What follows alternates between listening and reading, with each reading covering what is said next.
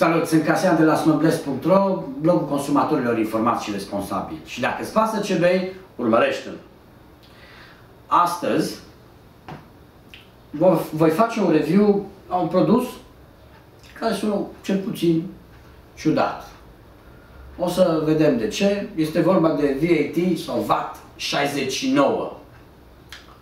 O să lămurim un pic ce cu 69 și cu VAT-ul ăsta.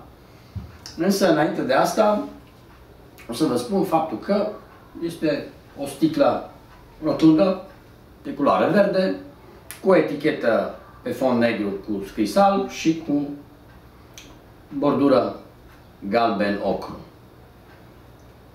Produsul se găsește pe rafturile din România, undeva în jurul cifrei de 40 de lei. Și, practic, este extrem de puțin cunoscut sau iubit de către consumatorii mainstream. Motivul pentru care am decis să fac acest review al acestui whisky este că, din nefericire, puțin cunoscut pe piața românească, s-ar putea să fie o alternativă foarte bună la un preț extrem de apetisant pentru oameni care vor să descopere și altceva decât ceea ce oferă marile branduri.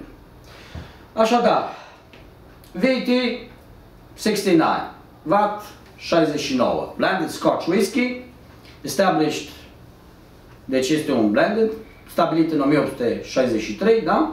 Cu semnătura lui William Sanderson and Son, da? Nu există însă specificații privind vârsta acestui blended. De-aia am insistat atât asupra etichetei. În mod normal știți, minimum 3 ani potrivit legii din Scoția sau 4 ani pentru a fi considerat Scotch. Acesta însă este un blended care nu are însă specificații privind vârsta. Da? Și acum o să vă spun că de fapt acest whisky este legat de William Sanderson, pe care l-am menționat deja de pe etichetă, și de trecutul lui. Însă, ca să nu uit anumite lucruri, ceea ce trebuie spus este distribuit de către Diageo, acest global al produselor spiritoase în lume. Și un lucru foarte interesant despre VAT 69 a fost în anii 70, 80, practic cel al 10-lea cel mai bine vândut whisky din lume. Și un lucru extrem de interesant, ceea ce puțină lume știe, este că la Bollywood, în perioada anilor 70-80,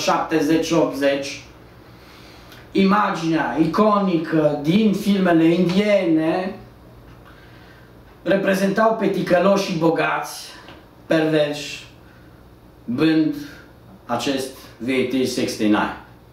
Așadar, un produs de succes, mai sunt și alte mențiuni în cinematografie, nu se insiste asupra lor, dar este un produs care și-a trăit în anii 70-80, a avut un succes deosebit și a intrat, din păcate, într-o nebănuită, pe atunci, desuetudine. Iată de ce încerc să îl redescoperim împreună. Mie, personal, mi se pare o alegere interesantă, însă ar trebui să spun faptul că este în momentul de față foarte bine vândut, peste 1 milion de sticle în Venezuela, da? Este extrem de cunoscut în Spania și are un succes destul de bun în Australia. Așadar, acest whisky a fost obținut în 1882, da, de către William Sanderson, care la 13 ani și-a făcut primul business și el a pornit de tânăr și-a făcut o afacere, o băcănie și sau o drogherie, o afacere de genul ăsta alimentară, care s-a apucat să vândă și distilate. Și în momentul în care în 1882 a fost lansat, a ales acest număr VAT 69. De unde vine numele VAT sau VAT 69? Samplingurile obținute din mai multe single malturi sau din grain whisky sau alte produse din care se face blended-ul, sunt numerotate pentru ca master blenderul să știe, deci sunt mici recipiente, ca o eprubetă dacă vreți, sau mici țoiuri din care se bea la noi la țară țuica, și sunt numerotate pentru a se ști proveniența, după care acestea se combină între alte vaturi care au fost numerotate. Se spune că la o ședință în care dorea acest William Sanderson să își vândă produsul, toți din sală s-au oprit la proba numărul 69, adică VAT 69. Iată de ce omul n-a mai căutat alt concept de branding, de etichetă și a mers pe mâna acestuia și din 1882 a rămas practic neschimbat. Da? Sigur că a fost ajutat în afacerea lui de către fiul lui, care l-a convins să meargă pe zona asta și a crescut ușor afacerea. Dar ceea ce e interesant, dincolo de sticla verde extrem de evidentă, este, din punctul meu de vedere, eleganța cu care se prezintă acest whisky. Destul despre istoricul acestei povești. Să vedem ce povestește cu noi conținutul.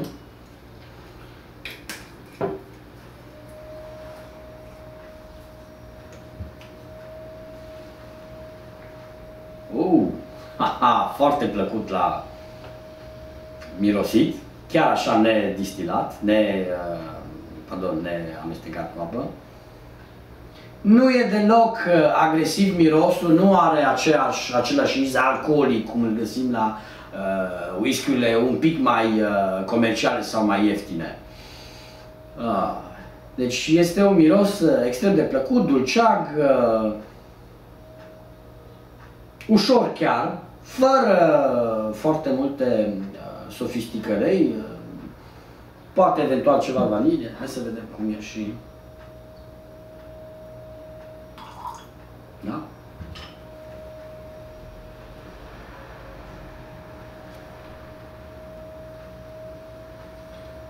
Culoarea este extrem de plăcută, un galben deschis. Acum este și mai deschis din cauza apei.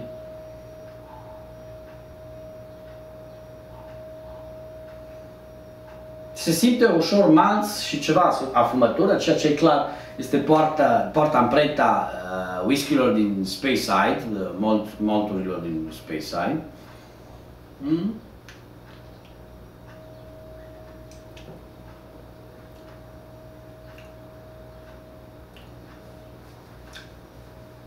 Foarte interesant, pentru că la prima gură gustul este pregnant, te întâmpină, aș putea să zic, iarbă și turbă.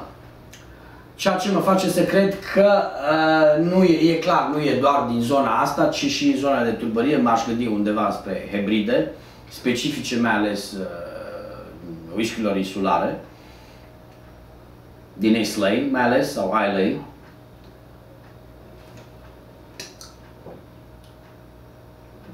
Foarte plăcut, deci aroma de malț, afumătură, ușor crispy, adică